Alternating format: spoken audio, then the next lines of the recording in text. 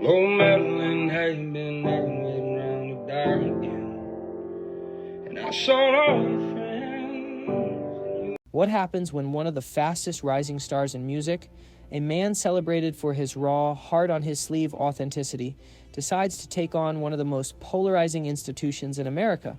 You get a social media teaser that sends shockwaves through the music industry, through politics, and through his millions of fans. Zach Bryan, the Oklahoma-born troubadour who captured America's heart with songs about small towns and broken hearts, just dropped a bombshell. He's not just releasing a new song, he's launching a Molotov cocktail of a track titled Bad News, and it's aimed directly at U.S. Immigration and Customs Enforcement, better known as ICE. This isn't just a new release, it's a statement, a risk, a line in the sand. And it's forcing everyone to ask one burning question.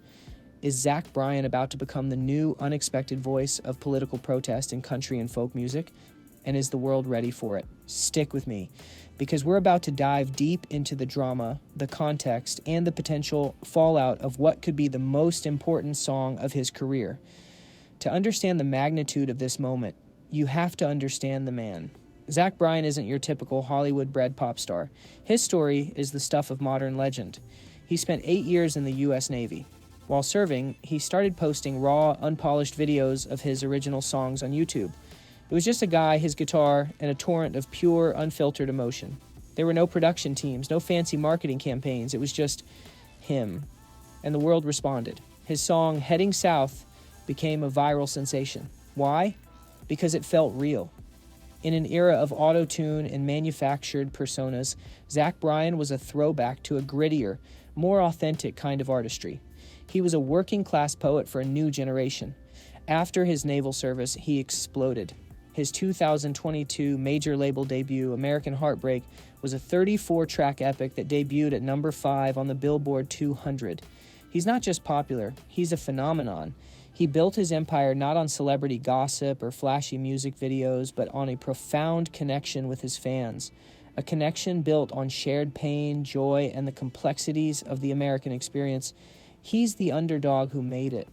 And as we know in Hollywood and in music, when an underdog gets a megaphone, they often have something important to say. So let's get to the moment that set the internet on fire. A few days ago, Zach took to his Instagram, a platform he uses sparingly and powerfully, and posted a snippet of the song. The lyrics are impossible to ignore. He sings, "Bad news travels like a wildfire. Bad news, you can run, but you can't hide. I seen bad news kicking in a door in the home of the free. No one lives there anymore. But the most damning line, the one that leaves no room for interpretation, is this. I seen bad news, wear a vest that says police, and it ain't the one that's going to give you any peace. ICE. It's a direct, unambiguous reference. This isn't a subtle metaphor. This is an accusation set to music. The vest that says police is the tactical gear of ICE agents, and the line, it ain't the one that's going to give you any peace, is a brutal critique of the agency's enforcement actions. The teaser was captioned cryptically, something like, "This one hurts." And for his fans and critics alike, the reaction was instant and electric. The comment sections became a battleground, a mix of, he's speaking the truth, and stick to music, stay out of politics. Zach Bryan is far from the first artist to wade into political waters. In fact, taking a stand has become a central part of the modern celebrity brand. But it's a high-stakes game. Let's rewind. Remember 2003? The country trio The Chicks, then Dixie Chicks, criticized President George W. Bush on the eve of the Iraq War. The backlash was nuclear. They were blacklisted by country radio, received death threats, and saw their career nearly evaporate overnight. It was a cautionary tale for any entertainer thinking of speaking out. But times have changed.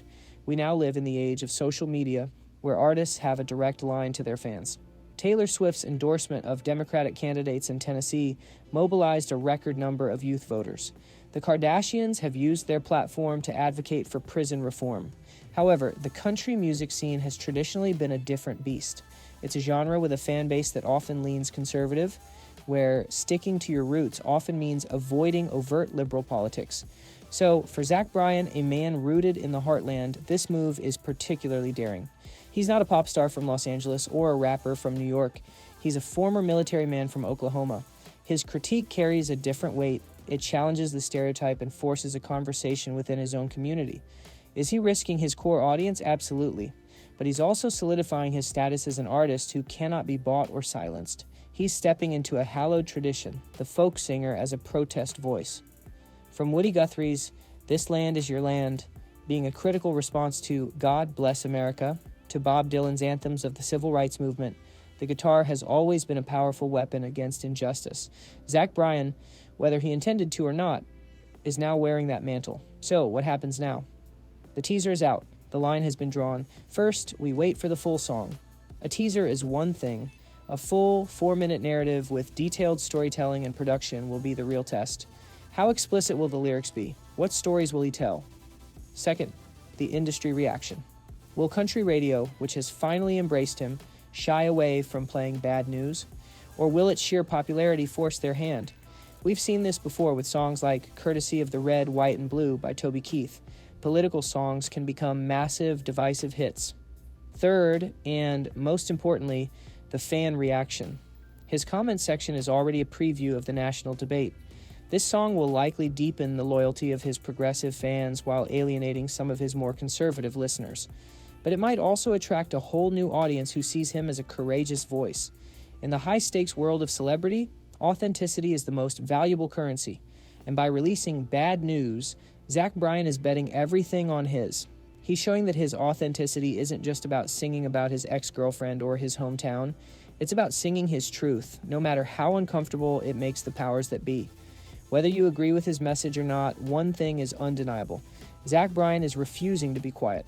In an industry full of calculated risks and focus-grouped opinions, he's doing what few major artists have the courage to do. He's using his platform to confront a system he believes is broken.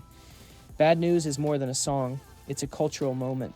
It's a testament to the power of an artist who remembers that music has always been and will always be a force for change. What do you think? Is Zach Bryan right to take this stand, or should artists stay out of politics? Let me know your thoughts in the comments below. I read every single one. If you enjoyed this deep dive, make sure you hit that like button and subscribe for more untold stories from the world of Hollywood and celebrity news.